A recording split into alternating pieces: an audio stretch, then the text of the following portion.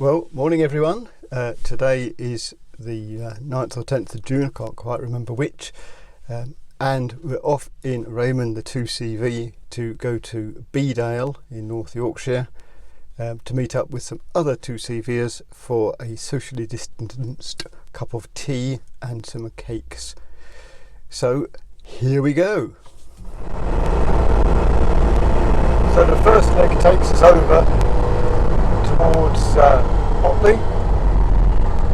Nice drive. Yeah, that is a very nice drive. You can't really see much, so I'll try and flick the camera around. No, can't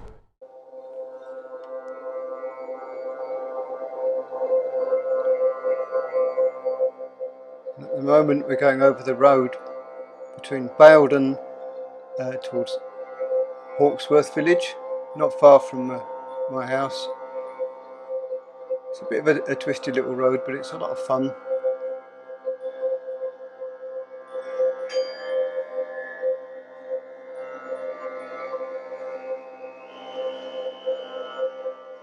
There's a bend here where everyone seems to come on the wrong side of the road. Dash cams are a good idea.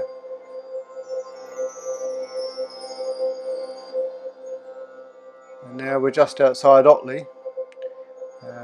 Nice bit of road, some good scenery.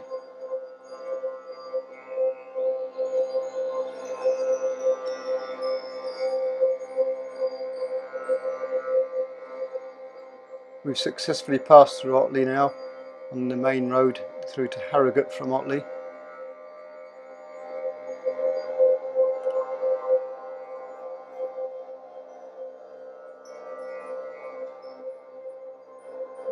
Just going past the turn to Burn Bridge. A couple of miles to go to Harrogate. So we're in Harrogate now. This is the Prince of Wales roundabout. The straight is just to our left here, but it's all fenced off because there was a bike race here a couple of years ago, maybe only last year. It was very wet and the grass really got chewed up and it's never really recovered since.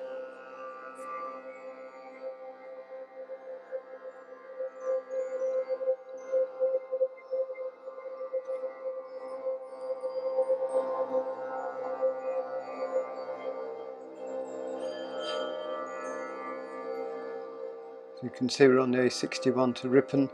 Just coming up on our left is the famous Betty's Tea Rooms, where they queue for ages to get in. It's currently closed, of course, due to COVID. And we've successfully negotiated through Harrogate and are now on the A61 out to Ripon. Nice bit of road, but a fair bit of traffic.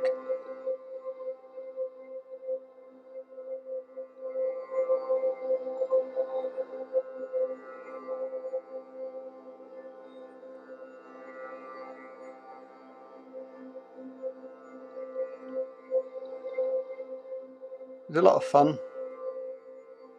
The roads have definitely quietened down by now.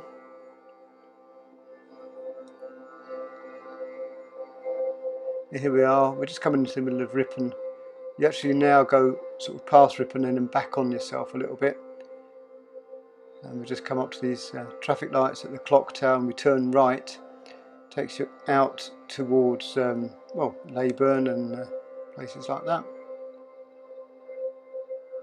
There's the clock tower.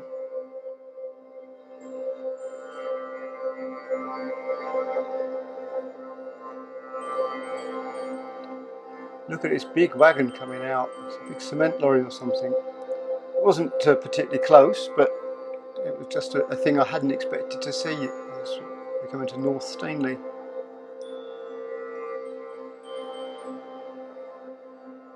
As we pass through here, quite a pretty little place.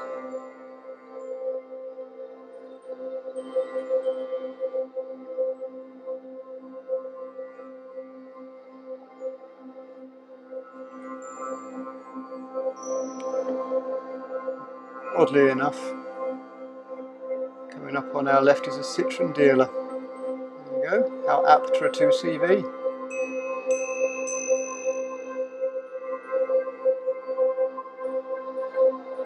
Yeah, we've passed through that lot Ripon, etc., and we're heading up towards Massam, on our way initially to Beedale to meet up with other 2CVers so we can head off to the Helwith Tea Rooms. It's important we meet up because I've actually got no idea where it is we're going.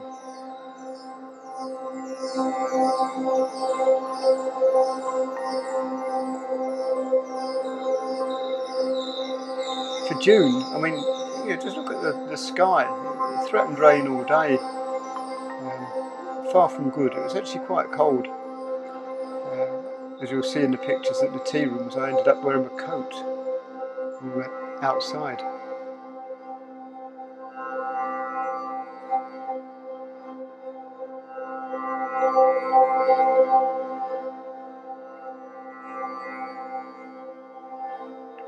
Some nice scenery over towards the left. But for Yorkshire, it's a bit flat through this bit, which is probably a good idea in a 2CV because I don't want it too hilly. So thrashing along. Well, over we go.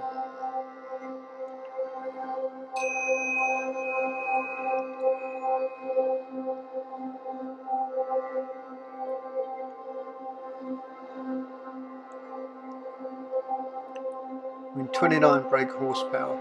Who needs any more?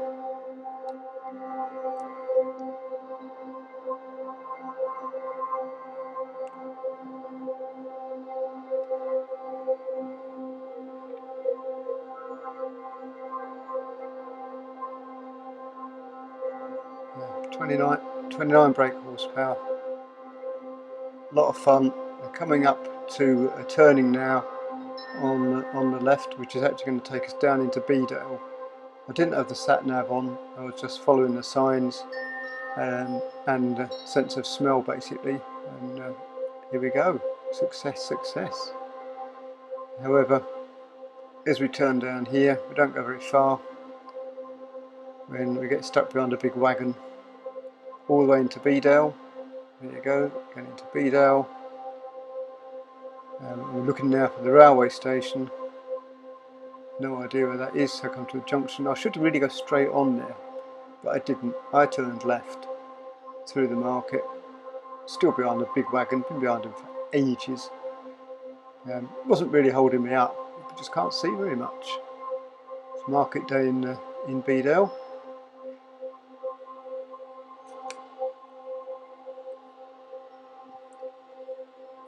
As you can see there, when we left Beedale we went up to Helwith, and it was some really interesting roads, very narrow. One of the guys, John, was in his Citroen Picasso. I was very glad we were just in the 2CVs because the roads are very bumpy and the long travel suspension was really cool. And of course it's a nice narrow car, so on these roads they really did play dividends. There's James in front in his white 2CV. I mean, who would have thought chances of two white 2CV specials being together on the same run when there's only two CVs out that day. I guess that's just the way of the world and serendipity. But as it says on the caption, it really is in the middle of nowhere where Helwith is. A little bit of rain on the windscreen as well. By now we've come past Catterick, past some firing ranges and some signs that talk about tanks being restricted to 5 miles an hour on public roads. Loads of red flags, and whatever you do, don't wander off the side of the road because you might be shot. I guess not deliberately, but you know, it's no good saying it was an accident when you've got a bullet through the back of your head, is it? It's best not to do it, I guess. Spectacular scenery. Very desolate up here. I'd imagine in the winter it would be quite a bleak place.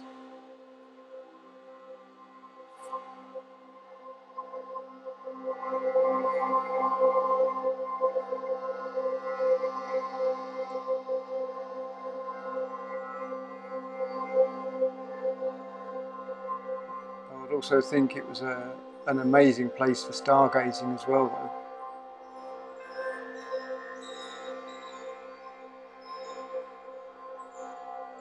Just here we turn down to the left And with apologies to Chris Rea, we're on the road to Helwith. Oh yes, everyone's a winner.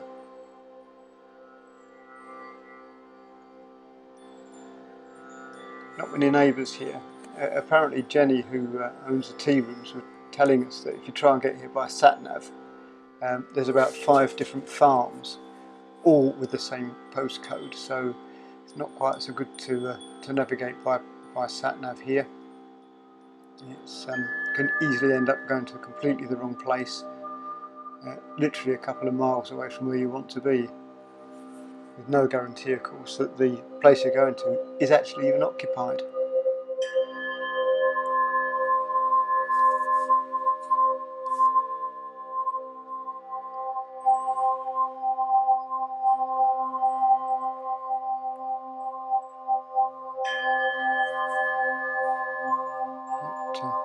Here we go, we're coming up. I think it's not far now. I can feel it in my bones.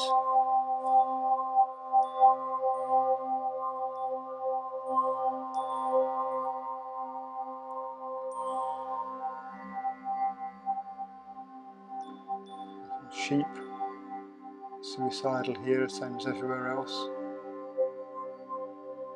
Starting to come down into the valley.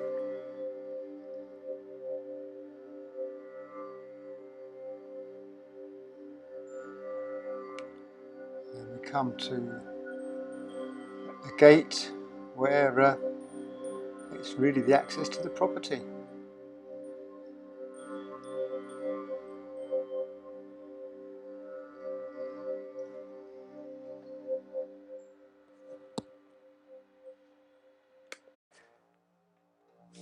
And yeah, James very kindly opens the gate for me.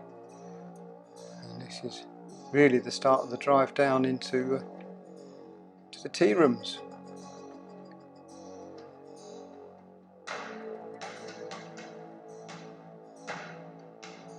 Foreboding music.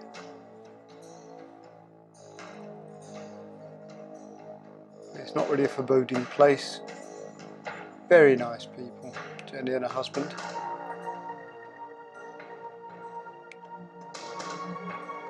Probably a bit nasty in the winter, I would think, getting up there. And as we come round the corner, Jenny is waiting to beckon us all in.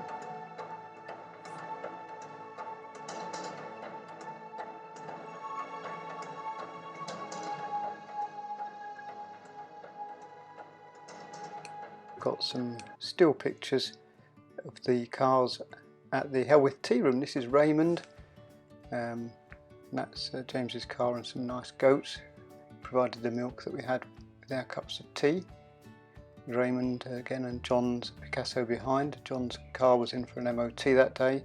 He's got a lovely grey dolly. This is James saying, "It wasn't me, officer, it was that other guy.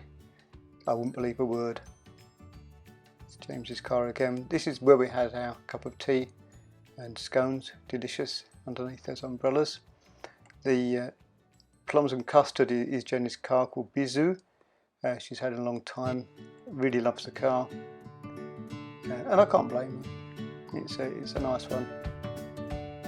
One of the chickens, keeping us all in order. But yeah, there's Jenny's, as you say. It's could do with the new roof probably, but it's a good used example, and that's what it's all about. And that's John, who kindly also gave us all some biscuits and a pen, and soon it was time to go.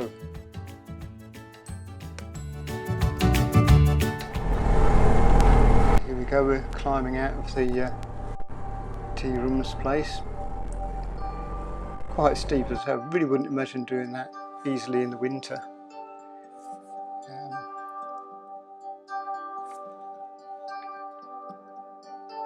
And John kindly did the gate for us, and James is waiting for me. I've absolutely no idea how to get home. I think he was going back to sort of Laban way, and I knew if I could get to Laban I'd be alright, because I can find my way home from there. So we followed him in. For some reason the camera very sadly decided it would prefer to focus on the windscreen wiper and not the car in front. But nevertheless, we trekked our way back the way we came, along the little narrow roads.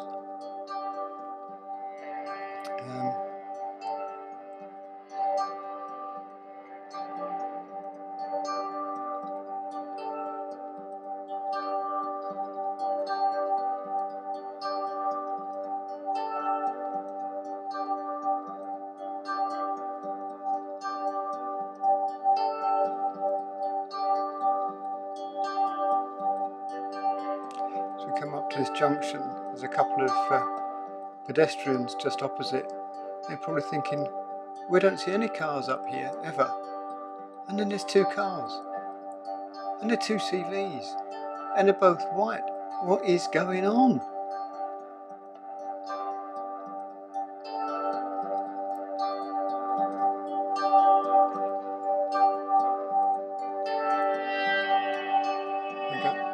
We go down a little gorgy bit here, which is basically where the film on this road started. We pulled in there for a photo session on the way up, over the cattle grid and back up quite a steep hill with some pretty tight bends. Into first. Come on, Raymond, you can do this. It's not that hard. Oh, it is? Oh, fair enough, mate. I mean, this is a two-way road, but there are at least places to pull off and pass, I suppose. But yeah, I mean, the thought of driving on here in the dark gives me the heebie-jeebies. I really wouldn't like to do that at all. I've only had the 2CV a few weeks. I don't really know what the headlights are like. The firing range here, army range coming up on our left, and the red flags are out, so it means you really shouldn't go in there. And we carried on the road, just dropping down into, I think the village is called Marske, M-A-R-S-K-E. Very pretty. I mean, I'd love to go back, but it's a fair step from home, but nevertheless, it's very nice. And we're now going to start to descend a hill, and there is nowhere to pull off to let other traffic come, and you know, it's pretty incredible that this really is a two-way road. I was just so glad I wasn't a lead car, because it's a real responsibility on these roads. As you can imagine, we weren't going very fast.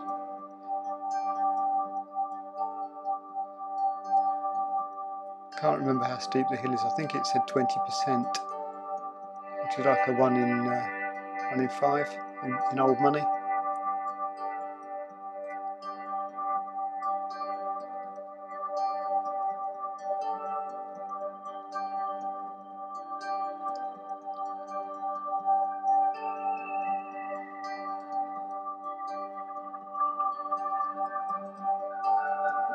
We're just coming into the village now. I stopped filming, but literally as we got round this corner, the road widens out. And unbelievably, there was a car waiting to go up the hill. We were very lucky that we didn't meet him just 5 minutes later. It wouldn't have been anywhere near as much fun. So we're heading back down towards Laban, having left Marske.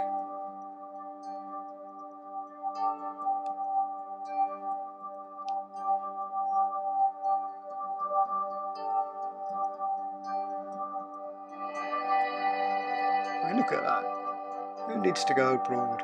Beautiful. It'd be nicer if it was sunny, but I suppose if it was sunny there might have been more traffic. So you can't have it always. Again, the camera's still choosing not to focus on anything at all helpful. When we come around the corner here, the road is well chewed up, and it's a bit narrow through here, as you saw the sign say priority to oncoming traffic, which is great, except you can't really see if there's oncoming traffic or not because it's completely blind. Let's get down to the end of this little bit of road, over a nice bridge. probably quite old. And we hang a right and we're going towards Laban at that point. James, of course, is much more familiar with these roads than I am. I've never been here before. But onto the old A6108 and troll along. This is a 6108.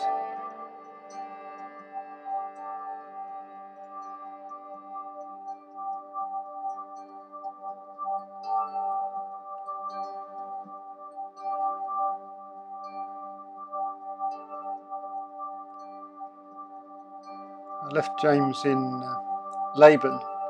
I'm heading down towards Middleton. I'm not entirely sure, can't remember what it's called. I've been this way before. It's in Coverdale. It was many years ago when I used to come around some of these roads on my motorbike, particularly the BMW GSA 1200. It's just the outskirts of the aforementioned Middleton Middleham. Pretty little bridge.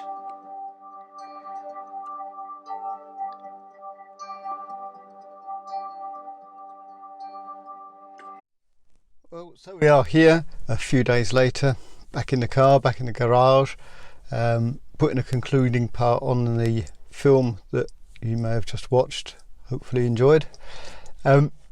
It took a bit of time to put the film together because when I got home I was so disappointed when I reviewed the footage and found that the new microphone wasn't really as good as perhaps I'd hoped.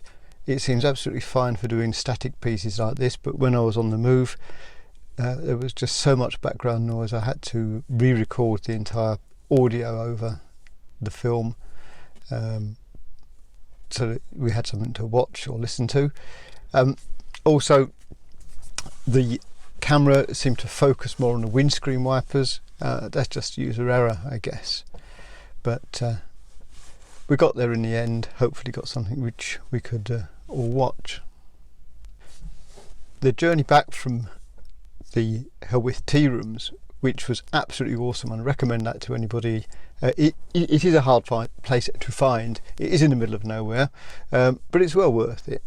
Jenny and husband are very, very nice people, and of course 2 CVers, so that makes it worth going for that alone. But the journey back was pretty awful because we were in COVID time still, so a lot of the facilities which you'd usually use while you're out for a full day were not available. So I left home at about 10:10 in the morning and got home at about 5:15 at night. And by the time I got home, I was uncomfortably needing the toilet. There's no two ways about it. And it really did take the shine off the return leg of the journey. Every set of traffic lights seemed to be red. If there was a way of having to queue for something, for some temporary lights or at a junction, yep, that was it. And everybody seemed to be letting everybody else out at junctions without realising the huge, frankly, level of discomfort I was in. But, you know, that's life. But it sort of has taught me a bit of a lesson that currently the facilities aren't available, and they are pretty important if you're going to go out for a whole day. But there you go, that's life. We live and learn. Raymond was playing up on the way back. He wouldn't idle properly, so every time he came to a stop the engine would cut out. It actually did it when we got to the tea rooms. It was recommended that James recommended that I put a bit of choke on, which would stop it stalling, which it did. But then, of course, if you left too much choke on or left it on for too long, it would cut out because the mixture was too rich, which I suppose means it must be running right. But it did make it quite interesting coming back through town centres like Ripon and Harrogate and Otley, and a bit of a juggling act. Since then, I've adjusted the tick over. Somebody suggested perhaps I cleaned out the idle jet, so I've had the idle jet out and cleaned that as well. All seems well, but I've not really taken Raymond out for a good run since, because frankly the weather has just turned horrendous. We've had an awful lot of rain. It's very bright now, and it's 5:45 on Saturday night, the 13th of June. But really, it's not really been suitable weather to go anywhere. The forecast this afternoon was for thunderstorms, which we didn't have, so that's a bit annoying because I could have gone out but then didn't, and but it did, I suppose, mean that I could edit the film. So there you go. Thanks very much for watching, and hopefully we'll have some more adventures of Raymond at some point in the future. Bye.